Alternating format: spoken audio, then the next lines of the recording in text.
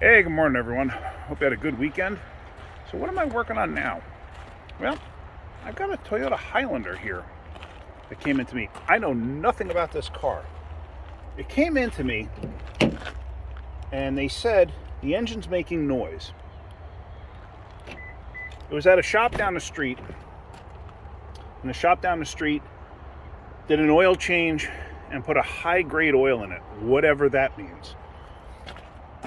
Let's see. This is a 2011 Toyota Highlander. Like I said, I know zero about it. This is the first time I'm getting in the car. It's the first time I've ever seen the car. I'm just moving the seat back so I can climb in it. Now, let's do this. Let's turn the key on. 128,000. Let me do this too. Let me pop the hood open. Let's get myself completely ready, because I don't know what I'm going to find. That is hood, right?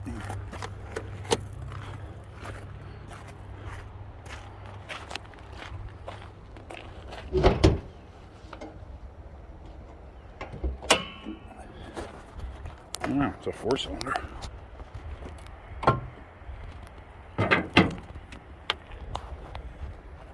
Alright. Motor's cold. I don't know when it got here. It must have gotten here overnight. The oil is clean. And, hello, focus. And it's full. It might be hard for you to see it, but it is full. Alright. So, let's go and change the oil. Let's go start it up and see what it sounds like. Let's see what we hear. Like, that even makes sense. Let's see what we hear. Okay. So the motor's dead cold. Woo! There we go.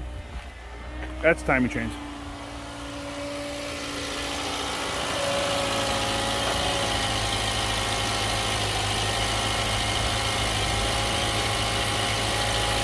Well, timing chains, or it's a VVT actuator.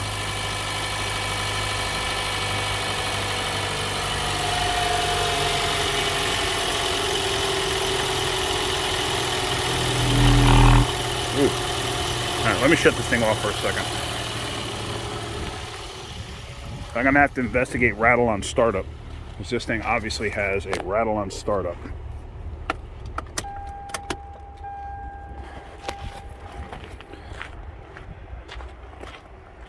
And a rattle on startup is usually, and it's not like a wrapping from the engine itself, meaning like lower end. It's reasonably clean in there, so usually you would see like this would be like blackened, you know, all charred up with goo and stuff like that. So it looks like it's been maintained. So, but because of the workload I have, I'm not sure if I'm going to be getting involved in this. Because if it's a VVT actuator, meaning the exhaust cam or intake cam, depending on how they do it on this motor, usually it's the exhaust cam. Sometimes it could be both. But if it's a VVT actuator, it could get a little involved. If it's chains, it could be a little involved. We're gonna have to see. But let me research this a little bit, and let's come back to this and see if we can't figure out what's going on. All right. One thing I want to do is I want to check, see if there's any codes in this thing by any chance.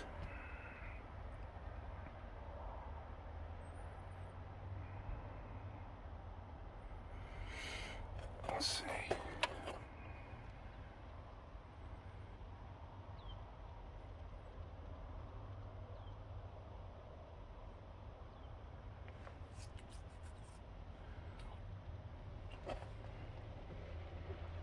Oops, damn.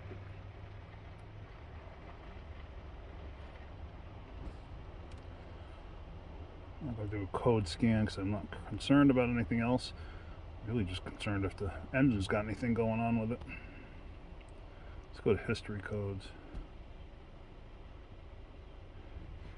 Engine stall history and start ability malfunction.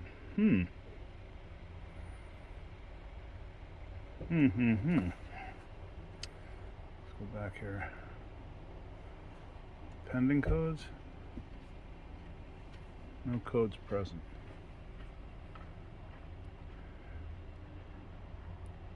Come on. Current codes, probably none. Oh, startability malfunction.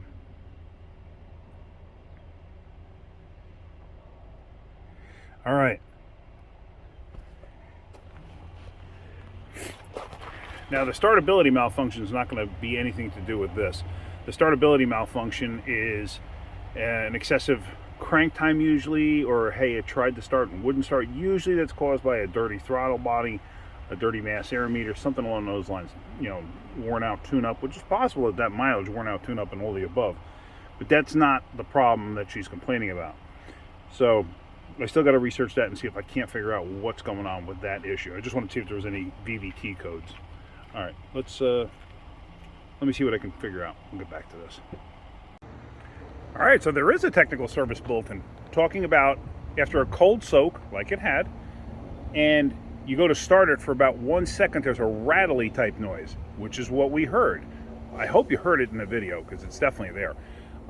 But the bulletin, which is number, I had to write it on my hand, which is number 0041-13, it discusses changing the cam gear, which is what I thought it was going to be. And it pays about 4 hours roughly, 3 hours under warranty, 4 hours regular time. And a lot of people ask that, how come warranty times and regular times are different? I'll make a separate video discussing that, and I want to discuss flat rate versus hourly rate, stuff like that, because I've gotten questioned about that in the past, and when I explain it, people understand it. But anyway, so the problem is going to be replacing the cam gear. It doesn't look terrible. It doesn't look terrible, and I think we're going to do it, but we got to get Toyota parts. So got to let the customer know, hey, this is what's involved, and this is what we'd have to do.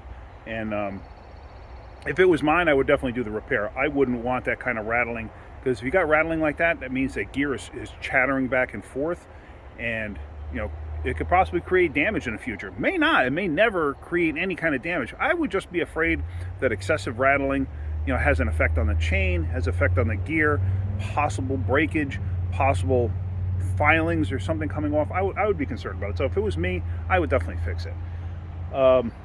Yeah, so we're going to call the customer, discuss with them, see what they want to do, and we're going to go from there, because obviously we can't make a decision on the actual repair. We've got to let the customer know what the repair is going to be, and they've got to make the decision. So, but basically I'm going to wrap that up for now. Short, quick video. Hopefully you got something out of that. So, all right, if you did, hit that like button. If you could, please subscribe. All right, guys, have a great day. Keep wrenching.